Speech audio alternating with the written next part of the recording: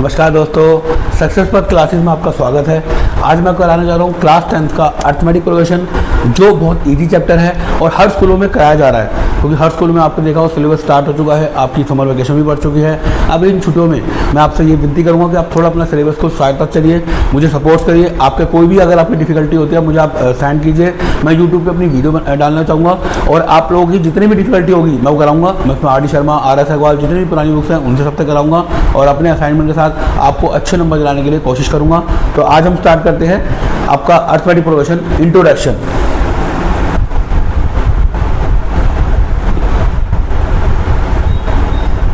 Chapter का नाम है एपी, जिसे हम अर्थमेटिक प्रोग्रेशन कहेंगे।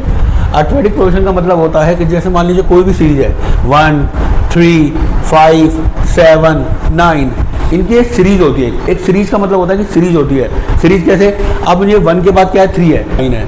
अब देखिए, अगर मैं कहूँगा 3 में से 1 जाएगा, 3 में से 1 जाएगा तो आपका 2 आएगा, 5 में से 3 जाएगा तो कितना आएगा, 2 आएगा, और 7 में से 5 जाएगा तो कितना आएगा, 2 आएगा। तो ये एक सीरीज बन गई है कि आपका जो डिफरेंस है, सबका डिफरेंस है कॉमन, इसे हम कहते हैं कॉमन डिफरेंस, वो कितना है, सेम है। अगर एक कॉमन डिफरेंस सेम रहता है तो इसको हम बोलते हैं कि ये एपी में है।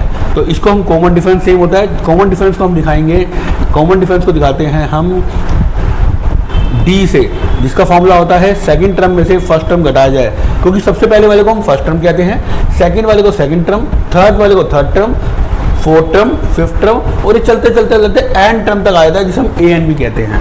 ए एन टर्म कहते हैं, जिसे ए एन का मतलब होता है लास्ट टर्म, ये आपकी बुक्स में लिखा हुआ है, लास्ट टर्म, जनरल टर्म, या फिर एन टर्म भी लिखा होता है, ठीक है, एन टर्म।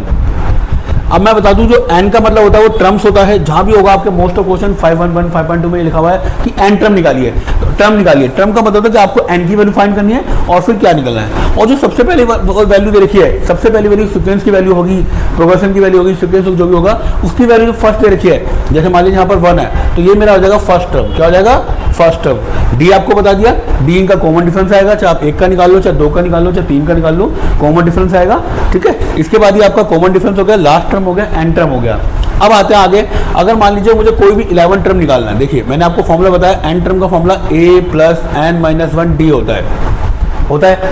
अब देखिए मैंने निकाला 11 टर्म निकालना है। 11 टर्म निकालने के लिए a अभी हमें कोई गिवन नहीं है, प्लस n कितना गिवन है, n देखिए यहाँ पर, ये भी n की वैल्यू हो गई 11 - 1 इंटू डी, डी भी नहीं गिवन है, तो एक वैल्यू आपकी कम होती जाएगी।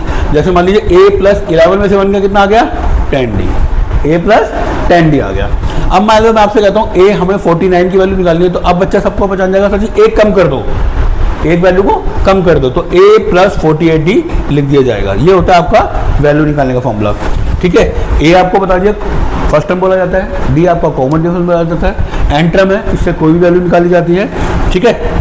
उसके बाद आता है आपका कोई भी नंबर, 3 नंबर कॉन्जिक्यूटिव टर्म में होते हैं। जैसे मान लीजिए a, b, c को 3 नंबर है in consecutive in term, consecutive in term.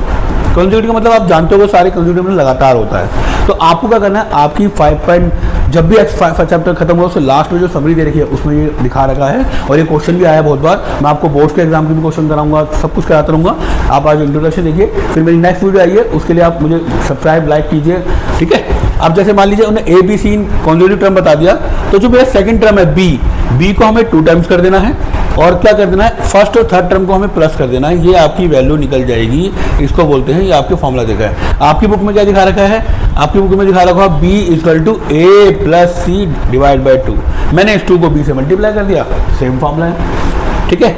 अब बढ़ते हैं, आगे बढ़ते हैं। आपको फर्स्ट टर्म बता दिया, डी बता दिया, एन टर्म बता दिया निकालने के लिए, A B C consecutive term बता दिया। अब रहता है मेन इंपॉर्टेंट क्वेश्चन जो आजकल आ रहा है, मिडल टर्म। आपको क्या है, मिडल टर्म निकालना होता है। मिडल टर्म का मतलब होता है बीच की वैल्यू, मिडल टर्म वही वैल्यू होती है, मिडल टर्म की वैल्यू होती है। अब मैं मिडल टर्म को करना चाहूँगा। मिडल टर्म जो होता है वो क्या होता है, अब आपको जैसे मान लीजिए कोई भी आपने एन निकाला, आपने कोई भी एन निकाला, एन की वैल्यू आ गई। अगर मान लीजिए एन की वैल्यू ओड आती है, तो आपको एन की वैल्यू प्लस 1.2 निकालना पड़ेगा। ये ओड नंबर है, मैं आपको नेक्स्ट वीडियो में सबको एक्सप्लेन करूंगा। जब भी ओड नंबर है n/2 + 1 कर देंगे, ठीक है, और इवन नंबर में आपको n/2 टर्म निकाल देंगे। ये आपका मिडिल टर्म है। ये बहुत इंपॉर्टेंट क्वेश्चन है, आते रहते हैं, उससे आपके आते रहते हैं मिडिल टर्म का, ये भी कॉन्सेप्ट मैंने क्लियर किया है। अब नेक्स्ट टॉपिक आता है आपका मिडिल टर्म हो गया, एंड टर्म हो गया, कॉमन डिफरेंस हो गया, सम ऑफ टर्म आता है। सम ऑफ टर्म में एसन से दिखाया जाता है। सम्स में टर्म में कैसे लिखा होगा 1 3 5 7 10 करके एंड टर्म तक जाता है, जो भी वैल्यू यहाँ आती है उसे एंड टर्म तक ले जाते हैं, वो वैल्यू होती है। अब सम ऑफ टर्म में क्या आता है n/2 bracket e2a plus n-1 d। अब देखिए आपको यहाँ पे लिखा होगा n दिया हुआ है, a गिवन है और d गिवन है। अब a और d गिवन हो तो ये वाला फॉर्मूला लगेगा। अगर a और d गिवन नहीं है, एंड टर्म गिवन है, तो आपका सेम फॉर्मूला रहेगा n/2 a plus A N हो जाएगा। ये सिंपल फॉर्मूला हो जाएगा जब आपको ए एन टर्म गिवन होगा। यहाँ पर ए एन टर्म गिवन है तो ये वाला फॉर्मूला लगेगा, ए और डी गिवन है तो ये वाला फॉर्मूला लगेगा सम ऑफ टर्म का। ठीक है, अगर कोई भी आपको एन टर्म निकालना हो तो आपको यही फॉर्मूला बता दूं, S N minus S N minus 1। ये फॉर्मूला भी बहुत यूज होता है, ये आप निकाल सकते हैं कोई भी टर्म निकालने के लिए। ये भी आपकी एनसीईआरटी में दे रखा है, तो ये क्वेश्चन भी करना है आपको। ये हमारा इंट्रोडक्शन हुआ अभी। ए को हम फर्स्ट टर्म बोलते हैं, डी को हम कॉमन डिफरेंस बोलते हैं, ए एन टर्म को एन टर्म लास्ट टर्म, या फिर एन को नंबर ऑफ सेकेंड्स बोला जाता है। ठीक है, उसके बाद हमने A B C 3 number consecutive पढ़े, वो भी बताया मैंने आपको। मिडिल टर्म पढ़ा हमने, इसमें जो आएगा टॉपिक सम ऑफ टर्म पढ़ा, उसमें ए गिवन होगा डी गिवन होगा तो ये वाला ऊपर वाला फॉर्मूला लगेगा, और अगर ए एन गिवन होगा तो नीचे वाला फॉर्मूला लगेगा। ये कोई भी नंबर निकालने के लिए एसन से भी हम कर सकते हैं क्वेश्चन। ये मैं भी अपनी नेक्स्ट वीडियो में लेके आऊँगा, तो आपको देखना पड़ेगा। लाइक कीजिए, सब्सक्राइब कीजिए और सबसे बाद क्लासेस को ज्वाइन कीजिए। संतना के बड़ी वाले से ये रिक्वेस्ट रहेगी कि आपको हल्के से हल्का मैथ्स में जितनी भी आपकी कमज़ोर पकड़ है उसको मैं तेज करने के लिए गारंटी देता हूँ। चाहे कोई भी सब्जेक्ट हो, उसको बिल्कुल आसानी से आपको याद करना है। आपने इतने साल वेस्ट करे, कहीं भी आपने फीस बहुत भरी है, क्या करा है, पर आपको रिजल्ट वो नहीं आ पा रहा है, आपको लगता है कि मुझे कुछ नया करना है, तो आप सबसे पहले क्लासेस ज्वाइन कीजिए। मैं 10 सालों से रिक्वेस्ट करूँगा कि आप अगर चाहते हैं 90+ लाना, वो आप पे भी डिपेंड है, और मैं भी अपनी पूरी मेहनत करूँगा। आपके 90% भी आएंगे, ठीक है, उससे ऊपर भी आएंगे, और आप अपने बोर्ड को बिल्कुल आसानी से कर पाएंगे। आपको कोई प्रेशर लेने की जरूरत नहीं है। मैं हूँ, मेरी टीम है, आपके साथ है। हम पूरी मेहनत और शिद्दत से आपको पढ़ाई कराते रहेंगे। धन्यवाद, नमस्कार।